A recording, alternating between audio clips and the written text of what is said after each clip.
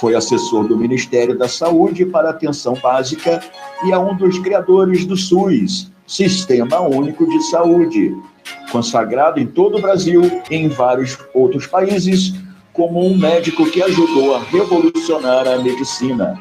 Dr. Márcio Bontempo, o médico do Brasil.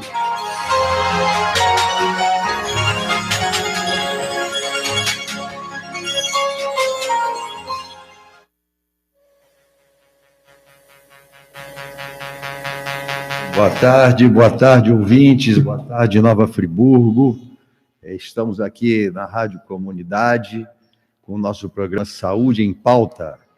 E hoje é um dia especial, porque nós estamos vivendo no Brasil um momento de grande dificuldade, um momento de grande tensão. Então eu resolvi, em vez de seguir a linha normal do programa, com dicas e variedades, e o assunto do dia, o alimento do dia, o suplemento indicado do dia, eu vou direto ao ponto, que é o nosso tema de hoje, que eu resolvi falar sobre a depressão e sobre as chamadas doenças que nós geramos com o nosso comportamento ou com a nossa mente trivial.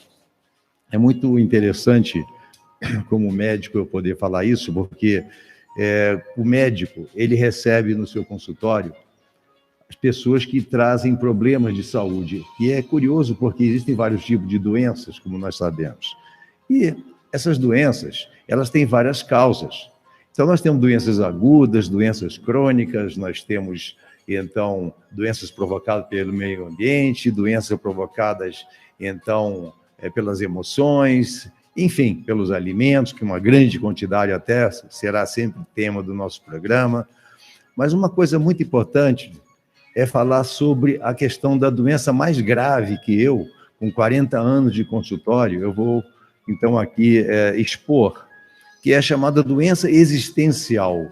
Mas o que vem a ser a doença existencial? Eu chamo de depressão uma série de doenças. A depressão, ela tem causas, muitas causas, muitos tipos de depressão existem. Existe a depressão endógena, que é produzida por uma falha de uma glândula, uma falta de um neurotransmissor cerebral. Existe a depressão por falta de algum nutriente, como zinco, magnésio, etc. E tem a depressão também por causas emocionais, por choques, etc. Mas a depressão, ela, na verdade, não é aquele tipo de doença que as pessoas imaginam bem. A depressão, ela não é uma tristeza, não é uma melancolia. Você pode ficar deprimido por causa de uma situação, mas a pessoa que tem depressão, ela tem uma doença que precisa ser tratada. Precisa ser, então, bem entendida. E aí tem especialistas para isso. Mas hoje, diante da situação que o Brasil vive, vamos dizer até o mundo, eu resolvi falar de uma doença chamada doença existencial. Mas o que é doença existencial? É depressão? Não, não é exatamente isso, não. A gente vai ver que a maior parte das pessoas que têm doenças X, Y, Z, seja hipertensão, diabetes, obesidade, artrite, artrose, qualquer doença. Essas pessoas, geralmente você percebe que as pessoas hoje, de um modo geral, mesmo as que não têm doenças, elas apresentam um tipo de peso existencial. Elas apresentam um tipo parece a vida ela é um fardo. Parece que a vida ela tem é algo difícil de você arrastar, né? As pessoas acordam, então tem aquela programação do dia, muitos veem o trabalho como sacrifício, com coisas assim, ou não, e vivem lutando. As pessoas estão envoltas em luta muito grande, né? Ou seja, para ter dinheiro, para resolver seus problemas, para ir em busca atrás da realização dos seus desejos, da sua gratificação dos sentidos. Enfim, as pessoas vivem, então, têm uma ideia da vida um pouco diferente da verdade do que seria a essência da vida. Então, o que nós vemos é esse peso de existir, essa vida como um fardo a ser carregado. Essa é a doença existencial. Nós temos uma impressão muito errada da vida de todos nós. As doenças, elas em geral, elas são assim o reflexo realmente de um estado interior de consciência nosso também. Então, quando você leva ou entende a vida como sendo um fardo, você está doente. Isso não é viver. A vida é para a gente contemplar realmente a magistralidade de tudo que existe. A vida é mágica como um todo. Aqui, não estou nesse programa de hoje querendo fazer algum tipo de preleção filosófica ou algo assim, não. Estou falando como médico mesmo. E às vezes, as pessoas na minha frente, no meu consultório, começam a falar da sua artrite, da sua gastrite, do seu problema, etc. E eu vejo aquela pessoa com a doença existencial, que é a primeira doença dela, que a vida é um fardo, a vida é uma dificuldade muito grande. Obviamente, a cultura vigente e tudo isso que vem, essas coisas, elas caracterizam ou criam em nós um estado de consciência, um estado de espírito bastante distante daquilo que talvez a gente tenha sido programado. Por exemplo, a gente tem a ideia que nós nascemos, então a gente cresceu, a gente foi ganhando idade, recebemos no mundo informações e fomos estruturando o que a gente chama de uma estrutura de caráter, um jeito de ser, uma personalidade. E isso acontece quando nós somos moldados pelo nosso ambiente. Então, se uma pessoa nasce ou numa comunidade pobre, ou de uma família abastada, ou numa zona de guerra, ou num país rico, ou num país pobre, ou numa zona difícil, isso, aquilo, ela vai ter a característica daquele ambiente onde ela vive. Então, culturalmente, há essa grande influência, e isso molda a todos nós. Nós não somos realmente autênticos. E, em função disso, existe essa grande ilusão. Nós vemos a vida através de um prisma que não é nosso autêntico, mas sim da somatória de uma quantidade absurda de informações que nos chegam e que a gente ingere essas informações e cria uma estrutura de caráter. Então, isso vai fazendo com que a gente tenha uma falsa impressão, a nossa mente ela tem a falsa impressão de que nós estamos vindo de um passado e caminhando em direção a um futuro, e passando pelo presente. Então, é curioso isso, se a gente pensar bem, que o passado, as coisas que passaram na nossa vida, elas não têm mais a mínima condição de voltar, e você não consegue lembrar de bons ou maus momentos, né? Você pode lembrar sim, mas é tão frustro, tão passageiro, tão reduzida essa lembrança, e logo essa lembrança é substituída por outra lembrança, outro pensamento, e aquilo acabou. Então, o que passou, passou. As coisas, elas não têm mais, e mesmo assim, as mágoas, os pressentimentos, os ressentimentos, né? As culpas, etc., que a gente arrasta, e tudo que aconteceu no passado, isso vira nem poeira do tempo isso vira, né? Imagina o seguinte, imagina um momento bom da sua vida, a coisa de uns 10, 15 anos. Esse momento bom, né? Você pode lembrar dele, nossa, foi bom demais, eu ganhei aquele prêmio, ganhei aquela corrida e tal. Daqui a pouco você está pensando em outra coisa. Passou outro pensamento, aquilo ficou, porque aquilo não existe mais. Aquilo é só um registro. E o registro, um dia, vai se perder. Esse registro nunca mais volta, né? Então, a ideia de que a gente não se pode reter o passado. Tá? E, portanto, as coisas que aconteceram no nosso passado aconteceram e lá ficaram, e não voltam mais. Você, quando muito, você pode ter lembrança, você pode ter uma fotografia, você pode ter um vídeo daquele momento, você pode ter pessoas que te lembram daquilo, mas aquele papel vai amarelar um dia, aquele vídeo some. Você não tem passado algum. A gente vem do passado, mas a gente não é o passado. E a doença existencial é uma fixação no passado. As pessoas imaginam que elas são uma coisa. Eu estou dizendo isso, na verdade, não é lição de moral e nem aqui catequese filosófica, é nada disso, não. É porque eu vejo isso mesmo, vejo que as pessoas se iludem, né? Assim, tremendamente, né? Então, momentos ruins do passado também. O que são momentos ruins do passado? Por exemplo, se você agora, no momento, está passando uma coisa muito séria, né? Os medos daí da política, essa coisa toda, né? Daqui a 5, 10 anos, o que isso significa exatamente? Pensa num problema muito grave que você teve no passado há 5, 10 anos. Uma cirurgia, uma dor, uma coisa. Isso não existe mais, né? E passou, isso virou realmente passado. Então, as pessoas, elas vivem projetando-se para o futuro. Então, o futuro no futuro eu vou fazer isso, fazer aquilo, as pessoas... Só que o futuro não existe também. O futuro ainda vai vir. E é curioso como muitas vezes a gente tem assim uma expectativa do futuro e não acontece do jeito que a gente imaginou. Então, disso tudo vem um medo muito grande, né, do futuro. As pessoas, então, a mente humana nos engana, a nossa mente nos engana, acreditando que a gente veio do passado e está em direção ao futuro. Não, nós estamos, na verdade, vivendo o presente. Mas o presente é mais um mistério também aí. O presente, se você fala, bom, vamos viver o presente. Você consegue viver o presente? Uma coisa que eu falei, a coisa de 30 segundos, ela também já não existe mais aqui, embora você tenha retido na sua mente como um ensinamento, talvez, uma reflexão. Isso sim, aquilo que a gente assimila como ensinamento, como conhecimento, mas coisas, fatos, posses, momentos, dores, queixas, essas coisas todas, elas não são nada. E o momento mesmo nunca se retém. É uma besteira muito grande essa coisa de falar assim, você tem que viver o presente. Como é viver o presente? Eu pergunto a você, nobre ouvinte, e você que me assiste aqui no YouTube e no Facebook, o que é viver o presente? Então, é comer coisas gostosas, praticar bastante sexo, etc. Isso também não seria assim uma ilusão, porque o excesso dessas coisas só levam à dor. Come bastante doce. Refrigerante é gostoso.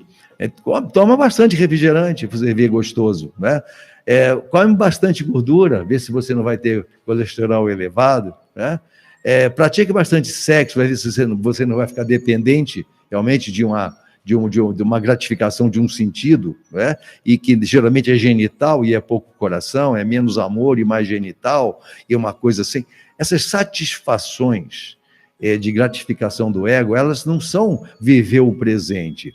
Viver o presente é você aceitar o fluxo. É como um rio. Você tem na beira do rio, você colocar 5 pessoas na beira do rio, coloca um padre, você coloca um professor, coloca uma criança e coloca ali uma pessoa, uma mulher em trabalho de parto, e você coloca ali um índio. Cada um vai olhar aquele rio na sua frente e vai ter uma sensação ao olhar aquele rio. Para a parturiente, aquilo é um inferno, ela não está nem vendo aquele rio ali. Para o padre, ele talvez veja com uma coisa ali de Deus. O índio já está integrado àquilo, ele sente o rio. A criança quer brincar com o rio. Então, a vida é assim, nós temos concepções. Então, não existe uma concepção igual à outra. Então, o que nós vivemos, gente, nós vivemos símbolos. As coisas que nós vemos. Então você pega essa parte da política aí. Mas é assim. Mas é assado. E aquele cara não presta. E esse é aquilo. E esse é aquele lá. Isso que não sei o quê. Na verdade, nós vivemos símbolos e conceitos. E os conceitos, eles são muito variáveis. Então, é muito interessante que isso traz sofrimento e dor. Então, a tensão que está no ar é uma tensão muito grande, principalmente no Brasil, e que quem se deixa levar por essa tensão está perdido. Está perdido porque você, com o tempo, essa identificação vai te levar a um grau de estresse muito grande, né? Então, nós estamos por essa vida, passando por ela. Então, assim, você fala, bom, não tem passado. Você pega, o passado é interessante a gente pensar, você pega um cara como Júlio César, por exemplo, o grande Júlio César, o que ele é hoje, senão um registro em alguns livros. O que é? O que foi isso, né? O grande Júlio César, um grande homem. Hoje não é nada, nem poeira do tempo, e a gente vai ser a mesma coisa. Eu tenho uma experiência curiosa, meu filho de 6 anos, uma vez, ele não conheceu bem o meu pai. Vez ou outra, ele falou, pai, fala do meu avô um pouco. E eu tentava falar alguma coisa, filho, ele está vivendo assim, assado, e tá, tudo bem. Aí, pai, e uma coisa, eu não lembro muito do meu avô, você lembra do seu? Aí eu falei, sim, eu lembro um pouco, porque meu avô, mas ele viajava muito e tal. Mas pai, e o vovô, e o pai dele? Aí eu não gostei, não comecei a gostar da linha onde ele estava indo, porque ele era muito, muito esperto, esse moleque. Aí eu falei, e o pai dele? Eu falei, bom, o pai do meu avô é o seu bisavô, é meu avô e seu bisavô. Aí o pai dele? Aí eu falei, bom, o pai dele é meu bisavô, seria seu trisavô, mas eu não sei nada dele, filho.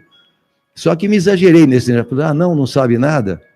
Aí eu falei, não. E antes dele? Eu falei, antes dele teve o tataravô. Aí falou, pai, vem cá, eu vou ter filho, né? Aí eu falei, vai, a ordem natural, filho, é essa que você tenha filho. Mas aí eu vou ter, meus filhos vão ter netos, vão ter filhos também, vão ser meus netos. Eu falei, isso, filho, exatamente. Já comecei eu a ficar preocupado. Falei, isso não vai dar legal, vai dar ruim. Eu sei onde é que esse moleque vai chegar. E ele foi indo. Falou, muito bem. E aí, eles vão ter filhos também, vão ser meus netos, é? Falei, sim. E depois vão ter filhos, vão ser meus bisnetos. Aí eu falei, ele falou assim, pai, um dia eu vou ser igual esse trisavô que você não sabe nem quem foi. Aí eu dei aquela parada assim, foi quando eu tive um insight muito grande, assim, como a vida é supérflua. E como a gente tem que, na verdade, aproveitar essa curtíssima passagem por esse plano para aprender realmente a interiorizar e a não ver o ambiente, as projeções e os símbolos e essas convenções. A vida é uma convenção de coisas. Partidos políticos são convenção. Religiões, infelizmente, desculpem, mas são convenções também, porque tantas religiões divididas, Jesus aí, né? Não, Jesus está aqui, Jesus está com a gente, Jesus está ali, está aqui, está. Criou uma religião, não criou. Então, eu vejo assim a doença existencial como uma doença de conceito, né? A doença de conceito é isso, é a gente imaginar uma coisa e ver uma ilusão, né? Então, é assim, né? A gente sempre projeta para frente uma coisa que a gente talvez nem venha a ser, né? Então, o momento não é um momento para você curtir para gratificação do sentido, mas sim de criar consciência. A vida a vida é um estado de espírito. A vida não é. Eu estou dizendo isso como médico, viu? Não como filósofo, padre, nem nada, não. Eu não tenho essa pegada, não. Mas eu vejo como as pessoas sofrem pela ilusão de acreditar que a vida é como elas veem. Não é nada disso. A verdade, a realidade da vida não passa além da sua porta. A realidade da vida, o que é a vida de fato, não passa além da sua porta. Porque você, quando abre a porta e vai para a rua, você vê os carros no estacionamento, vê as pessoas, cada um. E outra coisa, a imagem que a gente faz das pessoas é muito interessante. Se você prestar bem atenção, você tem uma imagem de si mesmo, né? Você tem uma imagem de si mesmo. Aí você olha seu amigo, sua amiga, ou seu líder, o seu pastor, você olha para ele, você tem uma sensação, uma imagem, um julgamento de como ele é. Ele não é nada daquilo, as pessoas não são como a gente imagina. Por que eu digo isso? Porque eu tenho uma imagem de mim.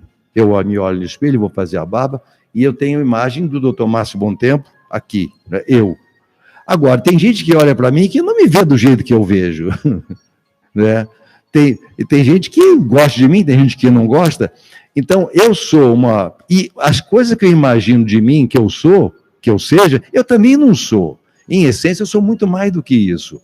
Como se diz, né, que nós temos vários níveis de consciência e que a gente tem só 10% da consciência nossa, tem mais 90% aí em outras dimensões, haja vista a questão dos sonhos, né? Porque nós vivemos também um mundo dos sonhos, vivemos uma outra consciência.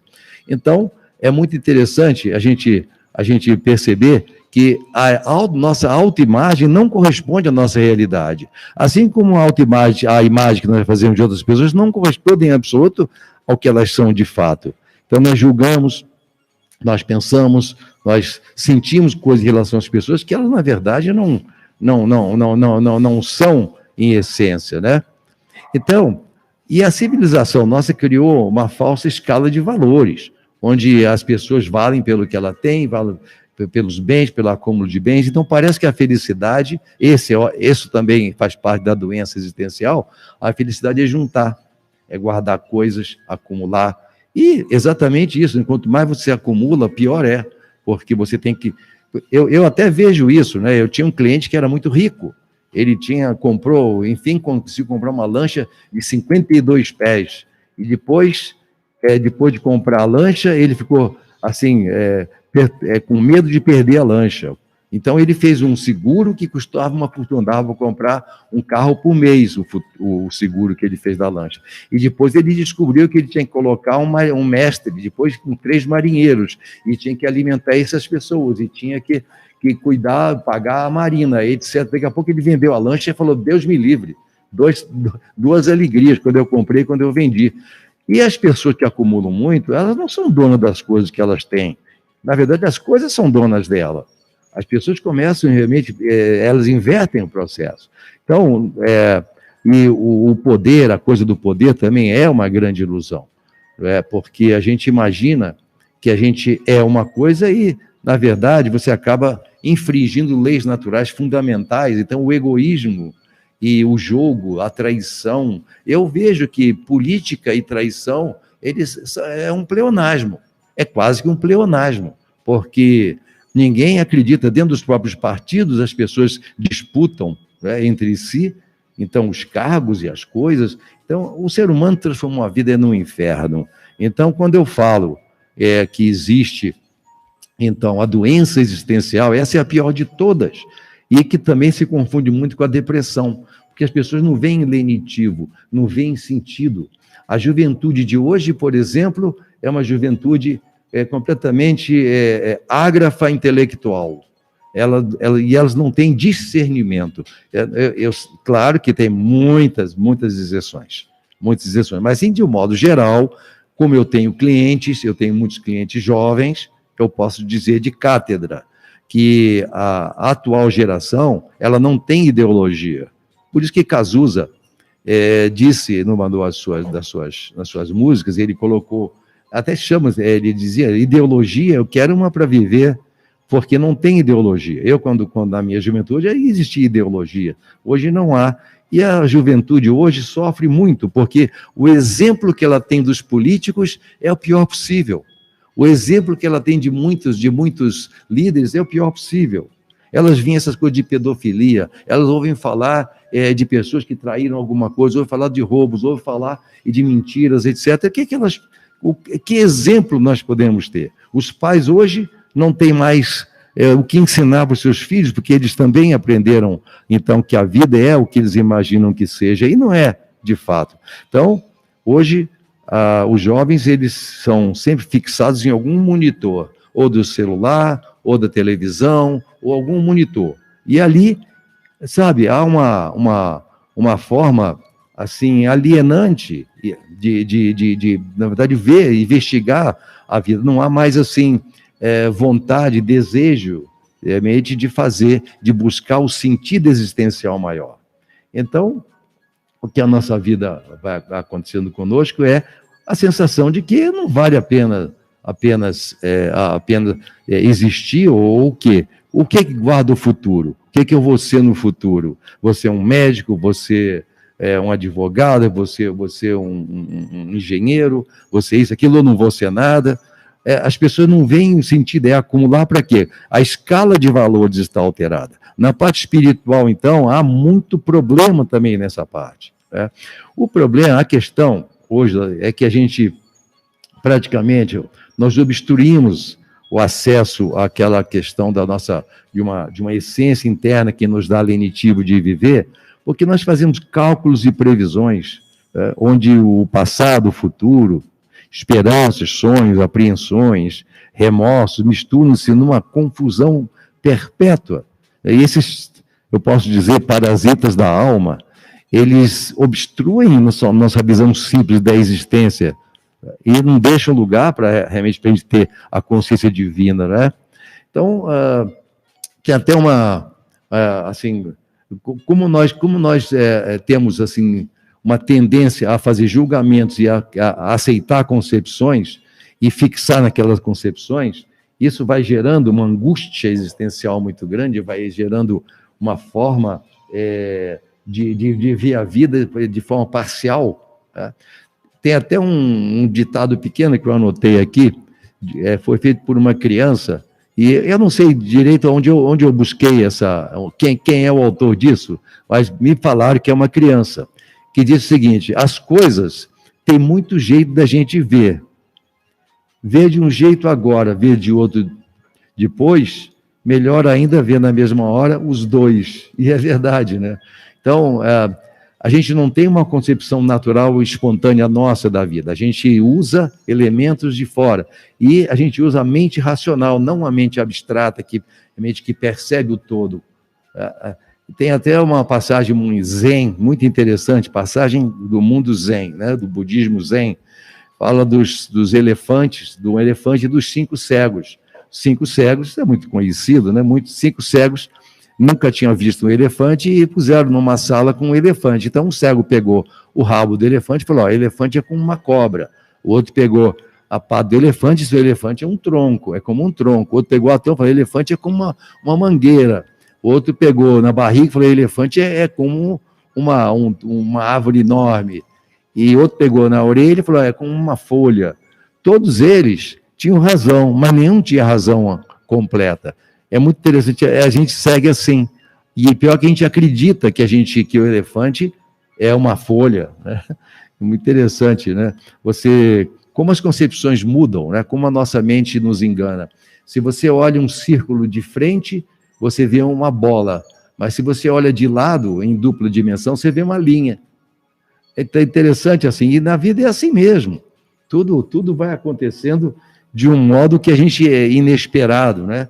Então, por que eu digo isso? Porque, de fato, há essa doença existencial. Mas como é que você pode sair ou curar essa doença existencial? Aí é a questão.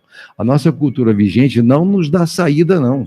Então, muita gente procura saída nas religiões. Então, eu sei que tem muita gente religiosa que ouve, que está ouvindo, que vai ver no YouTube, mas eu quero dizer que uma coisa interessante, que uma vez uma pessoa me disse assim: doutor Márcio, mas o senhor já aceitou Jesus? Eu achei curiosa aquela pergunta, né? Ela falou assim: eu aceitei Jesus, porque eu perguntei o que é aceitar Jesus? Porque eu conheço muita gente que aceitou Jesus e continua a fazer besteira, né? Principalmente você vê aí essas histórias todas aí, né? Mas a pessoa pode pecar e pede perdão a Jesus. Então Jesus se tornou muito utilitário, né? Se tornou um amigo de muita gente, né? E aí é meu Jesus, é o bom Jesus, meu bom Jesus, né? Então, o que seria aceitar Jesus, né? Tocar nele seria? Ele não está aqui para eu tocar. Naquela cruz, eu sinceramente, desculpa, mas eu não gosto de ver aquela cruz com ele pregado ali. Aquilo é símbolo de um sofrimento, né? Então, isso é doença também. Eu estou falando, gente, eu sou médico, eu não sou padre, não sou pastor, eu sou um médico que com 40 anos de experiência, que observou muita coisa na vida. Então, eu vejo, assim, que aquilo também é uma dor, né? É uma dor de uma situação na verdade, eu vejo que pregar o Avatar ou uma manifestação divina numa cruz, né? Isso aí não devia ser esquecido, porque isso é um crime muito grande, é um crime de lesa divindade. Então, assim, se a Igreja Católica quer seguir esse símbolo, ele salvou. Aí eu fico pensando assim, eu perguntei: mas aceitar Jesus é o quê? Se bem que eu aceito, então. E aí, o que é? Como é que eu fico? Aceito. E pronto. E agora eu estou livre, estou liberto, eu aceitei. Mas ninguém me diz o que é aceitar Jesus. Aí eu vejo muitos pacientes que sentam na minha frente, que aceitaram Jesus, deprimidos. Mas vem cá, se aceitar Jesus nessa libertação, você não tem que ter depressão. Mas as pessoas têm, e tomam fluoxetina, elas tomam citalopram, elas tomam diazepam, né? Então, aí eu fico pensando, né, assim, nas minhas reflexões, né? Mas Jesus foi para a cruz para salvar a humanidade. Então, o que é salvar, né? Um sofrimento vai salvar o capítulo. Claro que na teologia é tudo explicado isso, você vai falar com pastores e com padres que tem na ponta da língua a explicação, mas bem da verdade, da sensatez, ele carece de sentido tudo isso. Carece de sentido porque, na verdade, assim, eu posso dizer isso porque eu estudei a Bíblia. Então, eu sei, entre os livros que eu estudei, né, o que existe é a necessidade de nós imitarmos Jesus, e não simplesmente achar que aceitei Jesus, e fazer em nome de Jesus para cá, em nome de Jesus para lá, mas você não tem essência, não tem fundamento aquilo. Depois sai e fala mal de alguém, fala mal da vizinha, você vai chegar e vai fazer uma besteira, um amigo te pega, você pega um dinheiro que viu numa gaveta e tal. Você aceitou Jesus, será que ele não estaria vendo se existisse um suposto Jesus ou Deus ali? Não é? Quer dizer, então, o Jesus virou até um amigo conivente, né, dos nossos erros, né? Porque até pode ser adicionado no WhatsApp, no seu WhatsApp, é disponível, né? Nos momentos de dificuldade e dor, você chama Jesus, como se fosse no seu WhatsApp, né? Mas, na verdade, e as pessoas pedem a Deus, não é? Eu estou falando, continuo falando em doença. Então, você está aqui na FM 104.9, Rádio Comunidade, ouvindo o programa Saúde em Pauta. Não sou pastor, eu sou médico. E digo a vocês o seguinte, eu vejo as pessoas pedindo a Deus, né?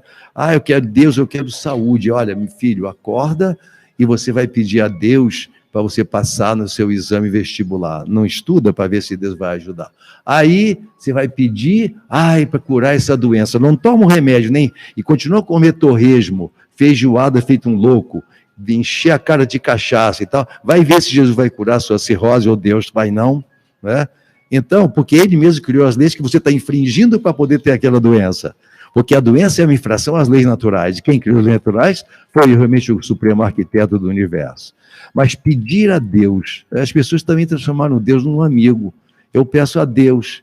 Mas aí você pega os times de futebol, né? Eu fico assim, você pega então, um jogo do Flamengo com o Fluminense. Aí todos eles vão orar no dia anterior para o time ganhar. Então pede a Deus para o time ganhar. Aí o Fluminense ganha. E os flamenguistas que pediram a Deus, aí os torcedores do Fluminense vão dizer, graças a Deus nós ganhamos. E por que os flamenguistas perderam? Foi desgraças a Deus? Então, a questão é muito mais complicada, não é assim. As pessoas têm uma concepção, como tem concepção errada do desfile que são os acontecimentos da vida, tem também de Deus, personificaram Deus. Deus não pode ser personificado. Inclusive, eu vi outro dia escrito num carro, um carro velho, era uma Fiat, deve ser um presente de Deus. Aí estava saindo fumaça, sabe, no escapamento, e tinha os pneus careca. Aí eu pensei comigo, se foi um presente de Deus, esse cara não merece muita coisa, né? É engraçado que eu nunca vi escrito num Porsche, sabe, presente de Deus. É muito interessante isso, né? Mas assim, ele tem aquele carro por merecimento, né? Na verdade, assim, e outra, eu também vejo escrito assim, Deus é fiel. Como é que Deus é fiel? Então, se você faz uma assertiva pela dialética universal, se você faz uma assertiva que é fiel, então ele pode ser infiel também. Porque uma coisa que é caracterizada com adjetivo, ela também faz valer o oposto. Eu sou uma pessoa incorruptível, mas a corrupção existe, está do seu lado, e você tem o lado corruptível também. Então, o nosso julgamento em relação às pessoas, eu até penso assim, quando você olha uma pessoa e você tem ódio dela, tem o ódio daquele cara, né?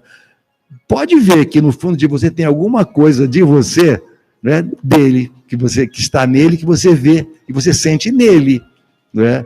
Então, essa é uma doença também, que as pessoas têm a doença do julgamento errado e que repercute muito. Então, na verdade, assim, e Deus, a coisa de pedir a Deus é muito estranho, né? Porque você pede segundo os seus desejos, tá? Então, eu até vejo que seria muito mais interessante você pede a Deus, você não oferece a Deus de fato. Eu acho que Deus, se eu fosse Deus, ia gostar mais assim imagina se Deus fosse personificado, a quantidade absurda de pedidos que ele receberia a cada microsegundo, né? Mas quantas vezes a pessoa se coloca para Deus, né? Por exemplo, fazer uma oração se colocando para Deus, né? Olha, eu não quero nada, eu só peço que o Senhor me dê, por exemplo, a capacidade de julgamento adequado, que eu tenha um coração fraterno, né? Que eu veja o meu semelhante eu como médico, atender uma pessoa, eu vejo colegas que às vezes atendem de forma brusca, sabe? Não é todo mundo, a maior parte dos médicos são pessoas boas, às vezes estão muito sobrecarregados, mas vejo atendendo mal uma pessoa, uma senhora, atendendo rapidamente, fazendo uma prescrição rápida, e se fosse a mãe dele, a progenitora, será que ele atenderia daquele jeito? Então, o que a gente tem que, na verdade, não é pedir a Deus, mas oferecer a Deus alguma coisa, né? Olha, eu ofereço a mim para ser o seu instrumento de cura, por exemplo, né? Uma boa oração para o médico fazer quando vai para o hospital, né? Senhor, eu me ofereço para fazer o bem para aqueles que são seus filhos, porque todo mundo é filho de Deus de algum jeito. Não há um ser, não há uma única alma que, por pior que seja, inclusive nos momentos que estamos vivendo agora, por pior que seja, que não tem um pouco da bondade de Deus nele, porque nós somos Deus, só que a gente não tem conhecimento disso. Então, Deus não está sentado, barbudo, inclusive Deus, homem e mulher, não tem, quer dizer, como é, né? Assim, essa coisa da separação, não é? Na verdade, ele está em tudo e em todos, não é? E o conhecimento das leis naturais é muito mais fácil assim, a gente conseguir chegar, então, à compreensão do que seria, de fato, essa natureza de Deus, né? A falsa ideia de um Deus personificado, né? Na verdade, o que eu vejo é assim, como uma força onisciente, onipresente e onipotente, né? Isso sim, e nós estamos assim. Inclusive, tem a questão, uma passagem da Bíblia muito interessante, em Lucas 18, 21, diz: o reino de Deus está dentro de vós. Então, nós temos esse potencial, ele não está realmente, exatamente, fora em nenhum lugar, não. Não adianta buscar fora, ele está dentro da gente mesmo, né? Então, é interessante, e eu penso muito em Jesus, né? Porque, assim, eu penso em Jesus não como um amigo meu, né? Eu penso em Jesus pela forma como ele ensinou o caminho. Inclusive, Jesus tem a fórmula da cura da ansiedade. Eu vou mostrar daqui a pouco como é que Jesus tem a fórmula da cura da ansiedade e não precisa ir de azepam e essas coisas, não. Chama Jesus mesmo. Eu vejo Jesus de um outro jeito, né, como médico, né? Porque as pessoas falam aceitar Jesus, mas quem é que faz o que realmente o mestre ensinou? Quem é que realmente imita Jesus, né? Ele disse assim: eu sou o caminho, a verdade e a vida. Ninguém chega ao Pai senão através de mim. Mas é ele a pessoa seguir ele, ele vai lá para o Lago da Galileia, aquela coisa. Não é isso.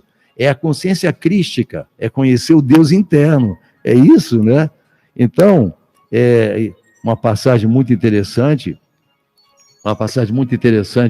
da Bíblia é o Sermão da Montanha, que devia ser assim, nossa leitura diária, independente da sua religião, a sua leitura diária.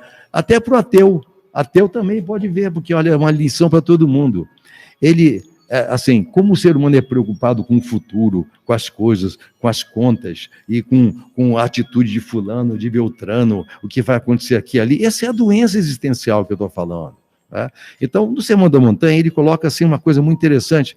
Né? Eu tenho, só para um parênteses, eu tenho uma paciente que ela tem uma condição econômica muito boa e tal, então ela aparece no consultório com roupas caríssimas, né? E uma vez eu tive que atender ele em casa, então eu passei pelo closet dela, tinha uns 200 pares de sapatos, sem brincadeira. Para que aquilo tudo, né? Então aquela preocupação não, mas eu usei esse vestido já naquela festa. Aí, nessa festa, eu não posso ir com esse vestido porque já me viram, né? Então, isso é a doença existencial. Então, veja, quando Jesus diz assim: por que andais preocupados com o que haveis de vestir? Olhai as aves do céu, que não tecem, que não plantem nem ajuntem em celeiros, e, no entanto, o Pai Celestial os alimenta. E quanto ao que haveis de vestir, por que andais preocupado? Olhai os lírios do campo, essa passagem é lindíssima. Olhai os lírios do campo, que não tecem e nem fiam, no entanto, Salomão, em toda a sua glória, jamais se vestiu como qualquer um deles, mostrando que o quê? A lição de Jesus é a simplicidade, que pouca gente tem. Ah, mas o pobre não tem, mas ele gostaria de ter. Muita gente assim é pobre porque não tem. né? Mas, então, o que acontece? Gostaria, sim, de ter uma mansão, gostaria de ter com piscina, e com carros caríssimos e tal, e só por não ter aquilo, né? Então, mas a parte da ansiedade de Jesus, que eu coloco, que eu acho sensacional, é quando ele diz assim, por que andais preocupado com o dia de amanhã? Tá? Não fique preocupado com o dia de amanhã, porque o dia de amanhã cuidará de si mesmo, já basta cada dia o seu mal. Olha o que ele disse. Então, isso sim é aceitar Jesus. Vamos pensar no que ele falou, não é? Então, isso é cura, a cura da ansiedade. Por que você vai andar preocupado com o dia de amanhã? Calma, o dia de amanhã vai cuidar de si mesmo, e é verdade. Porque as coisas do mundo fenomênico, do mundo principalmente material, elas são como nuvens. A nuvem está passando e você não consegue pegar. Ninguém consegue pegar um pensamento e fixar o pensamento. Tudo isso é muito fluxo, é como o rio. Se você estiver no rio, se você quiser parar o fluxo do rio, você vai criar turbulência. Então, as pessoas, a doença da existência é a doença da turbulência, é a pedra parada no rio contra o rio. Então, não tem que deixar fluir. Vai para o mar, não interessa, vai virar pó, que vire, mas faz parte da ordem de Deus, que as pessoas não enxergam. Então, o grande ensinamento de Jesus, que o médico tem que usar no consultório, e eu uso muito isso, é exatamente essa questão, né, de você entender que o seu conceito, ele não é completo, ele não é real. A gente tem uma noção completamente distante, porque a gente está ligado a formas, a símbolos, a conceitos, a aspectos, é como se fosse uma aquarela.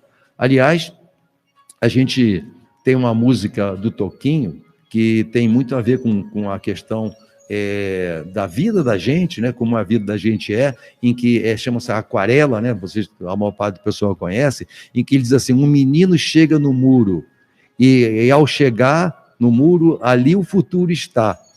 E o futuro é uma astronave que tentamos pilotar. Não tem tempo, nem piedade, nem tem hora de chegar. Sem pedir licença, muda a nossa vida e depois convida a rir ou chorar. Vamos todos numa linda passarela de uma aquarela, que o dia, enfim, descolorirá. E é isso. Agora, então você não está dando segurança alguma, então a vida, o que é a vida? A vida é você deixar o fluxo do rio ir. Isso não é a doença existencial, é você parar no conceito, saber sofrer pelo time, pelo partido, pela coisa e tal, e o fulano que me traiu, o outro que... Se você deixa essas coisas prenderem você, você gera doença. É o estresse ele gera adrenalina, a adrenalina tem a resposta adrenérgica com adrenocromo e com cortisol, que é imunodepressor, e a vida vira um inferno. Aí vem as doenças neurovegetativas, as doenças alérgicas. Mas você não cura com remédio? Remédio. Você acha que a doença existencial pode ser curada por uma pílula ou uma injeção? É claro que tem a medicina de urgência, essa coisa toda. A medicina é maravilhosa, a tecnologia cresceu, mas em essência, ela não cresceu nada. As pessoas continuam com o conceito chamado flexneriano da medicina, principalmente na saúde pública. Continuamos a aguardar as pessoas chegar, quando, na verdade, os agentes comunitários de saúde deviam ir às residências, cuidar das pessoas bem em casa, né? Num plano muito bem feito. Isso é saúde básica, atenção básica, que um dia eu vou falar nisso aqui. Então, chegando quase ao final do nosso programa aqui, eu vou responder umas perguntinhas aqui, mas fica dado aqui o recado da doença existencial. E finalizando aqui com Sócrates, né? Sócrates falava, conhece-te a ti mesmo. Conhecer a si mesmo, tá? É saber que o reino de Deus está dentro de nós mesmos. Mas foi um programa hoje religioso. Eu falei, não foi religioso, porque religião é religare. Religar significa juntar. Eu estou tentando juntar. O juntar é para poder a gente ver o remédio certo. E não tem remédio melhor do que Jesus hoje, hein? Com esse toque de Jesus, Sermão da Montanha, não cuideis, pois, do dia de amanhã, porque dia de amanhã cuidará de si mesmo, já basta cada dia o seu mal, o mal que a gente faz com os conceitos errados. Né? Cadê a fraternidade? Cadê o Brasil dividido hoje? Eu vejo, Você olha a política, antes de tudo, nós nunca tínhamos assim, o brasileiro era um só. Eu não sei por que, o que aconteceu, que hoje está tudo dividido, nós temos duas divisões aí, fragmentou, né? Quando o Brasil vai jogar, flamenguista é inimigo de corintiano, inimigo de sair, às vezes, em brigas homéricas, etc. Mas quando joga o Brasil, vai todo mundo torcer para o Brasil lá no campo de futebol. Faltam 18 dias para a Copa do Mundo. Na Copa do Mundo vai estar vermelho e verde lá assistindo o futebol, esperando o gol, né? Eu não estou fazendo aqui um discurso pacificador, tá? Eu tenho minha posição política, tá? Mas eu não vou colocá-la aqui. Só quero dizer o seguinte, como médico, eu vejo as pessoas doentes por causa disso. A doença existencial. Anula isso. Deixa o fluxo. Porque o que tem que acontecer, a ordem do tal, a ordem do universo já preparou. As coisas que acontecem no mundo físico já foram plasmadas na dimensão superior. Então, o que você pode fazer e não pode, relaxa. Deixa que vai fluir. Se fulano vai ficar de presidente, Beltrano e tal... E se o Brasil tiver que passar por uma mudança radical, Deus quis assim. Mas Deus não foi bom, porque ele não pôs o cara no governo. Deus tirou. Isso não existe, não é atributo divino, isso é atributo humano. O humano faz o julgamento. No mundo divino, a realidade é completamente diferente. Então eu digo isso porque eu estou recebendo muita gente sofrendo com a política. Quando o Flamengo foi tricampeão agora, parece que foi tricampeão, né? Um vascaíno, um cliente meu, chegou arrasado, numa ressaca louca, e passando muito mal, e pedindo remédio para ansiedade, que estava triste que o Vasco perdeu. Aí eu olhei aquilo e falei, isso é doença existencial. O que tem a ver um time, daqui a pouco mudou o fluxo, daqui a pouco ele é campeão no outro ano, e desbanca o Flamengo. Então as pessoas elas têm um conceito completamente distante da essência do que é a vida. A vida é um fluxo. A vida é como um rio, a gente tem que deixar fluir. Então, o que vai acontecer com o Brasil em termos de política, aconteceu. E aí a gente vai ter que estar no nosso mundo interior. Cultivar o mundo interior e ser o melhor possível.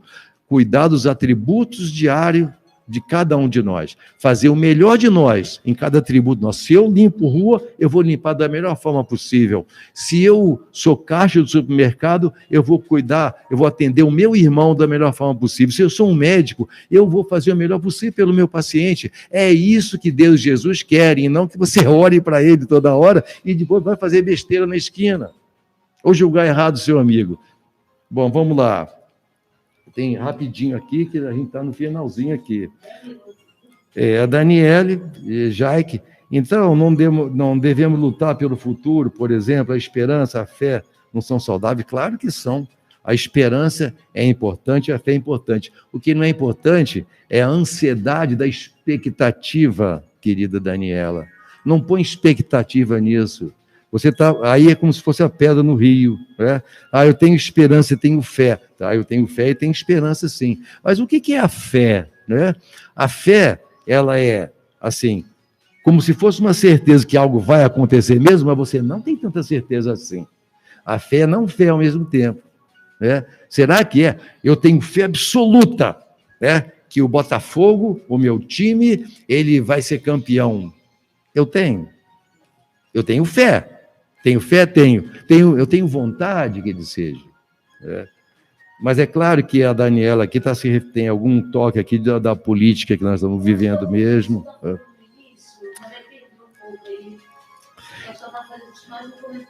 Perfeito. Então, tudo é saudável, assim, esperança, fé. Claro que é saudável, só não pode ter expectativa e tensão, tá bom?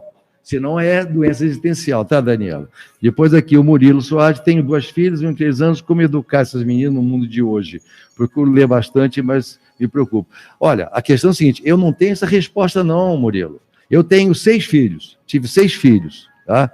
E o que eu fiz? Eu os deixei livres e soltos e só dei o exemplo. Então, a resposta que eu posso dar para você é, Murilo, dá o exemplo. Não mostre tensão, deixa fluir.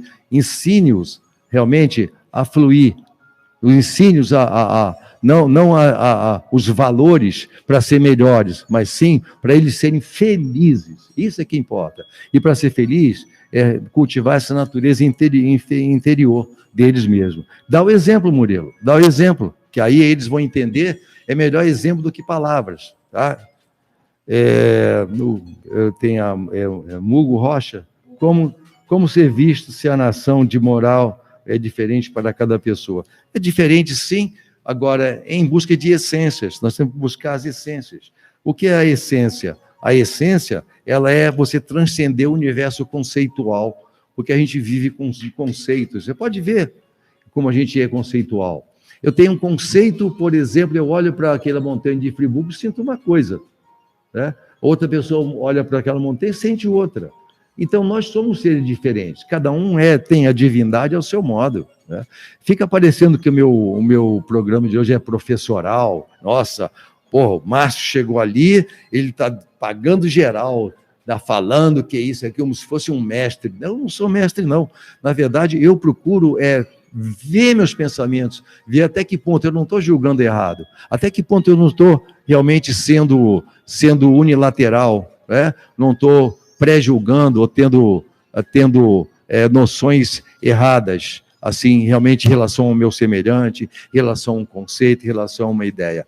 Isso aqui eu sei que muita gente fala assim, poxa, mas você não está expondo seus pontos políticos, né? Na verdade, eu estou expondo meus pontos como médico, na verdade nem são pontos, são reflexões, porque ponto de vista é toda a vista num ponto, né? E eu não quero ficar com a vista num ponto. O que eu quero é ajudar as pessoas a se libertarem do jugo dos conceitos, do universo conceitual, do simbolismo, que é cada coisa da vida da gente. Deixa fluir. Senão, você vai desenvolver a doença existencial. E desenvolvendo a doença existencial, a única cura é, de fato, a gente buscar o interior. Se realmente está dentro de nós o reino de Deus, é por ali que a gente tem a resposta. Todos os meus atendimentos, eu sempre procuro, quando a pessoa senta na minha frente no consultório, eu procuro sempre, assim, a pessoa vem blá, blá, blá, blá, blá, blá, fala das coisas, das dores, etc e tal, e eu procuro sentir a pessoa, sabe? Aqui tem um ser, na verdade é Deus que está ali na frente, só que ele não sabe que ele é ainda, né? Porque ele tem que descobrir essa essência. Então, quando Jesus diz, eu sou o caminho, a verdade e a vida, ninguém chega ao Pai senão através de mim, ele está falando da consciência crística. A consciência crística na verdade, o que a gente tem que procurar. O que é essa consciência crística? A consciência crística é a consciência da visão das leis naturais e do fluxo natural das coisas, que as pessoas perderam. Isso foi perdido ao longo de uma cultura vigente aí, coercitiva, opressora. Tá? As pessoas, a vida, Alan Watts, um grande pensador do século passado, ele disse que a vida, no que tange seus aspectos exteriores, não faz sentido. E não faz mesmo. Ela é apenas uma projeção. Pensa só, a vida, como você a vê, é uma projeção para você. Uma mera projeção. Ela é cheia de conceitos, símbolos e imagens, né, como uma aquarela mesmo. E aí, ali você não consegue realmente conhecer a essência das coisas. A única forma de conhecer é se libertar dos grilhões do pensamento chamado convencional cartesiano. E você deixar fluir um pouco mais, meditar. E na meditação, assim, não há eu algum, não há ego algum, não deixa os fatores que fazem parte da vida, daquilo que você imagina de si mesmo, fazerem parte de você mesmo, não. Deixa fluir, não há ninguém aí, não. Aí, quando você percebe que não há ninguém, você vai entender, de fato, o grande sentido, que diz o seguinte, toda vez que eu me desvisto de mim mesmo e dos meus conceitos, ali está Deus. Então, Deus está, até uma passagem do Tao Te Ching, que é um livro muito interessante, diz assim, que lá onde terminam todos os desejos, todos os conhecimentos e todos os pensamentos, lá onde se fazem as trevas, lá começa a luz de Deus. Porque nós temos imagem errada de nós mesmos, nós não somos o que nós imaginamos, nem que as pessoas pensam de nós. A gente tem que ir fazer o silêncio interior. Também não é ver nossos defeitos, os nossos erros, as as nossas mazelas e tentar, então, fazer tudo para a gente, então, melhorar e combater nossos erros, etc. Esquece isso, você nunca vai conseguir. Você nunca vai conseguir combater aqueles erros, ou então, o mal que há em você. Você não vai conseguir por força da determinação. Você tem que fazer o silêncio em si. O silêncio não tem pensamento, não tem julgamento, não tem nada, deixa fluir. Isso é consciência crística. Eu sou o caminho, eu sou a verdade e sou a vida. E ninguém chega ao Pai, que está dentro de nós mesmos, se não for através de mim. E o mim dele é você e eu. Beijo.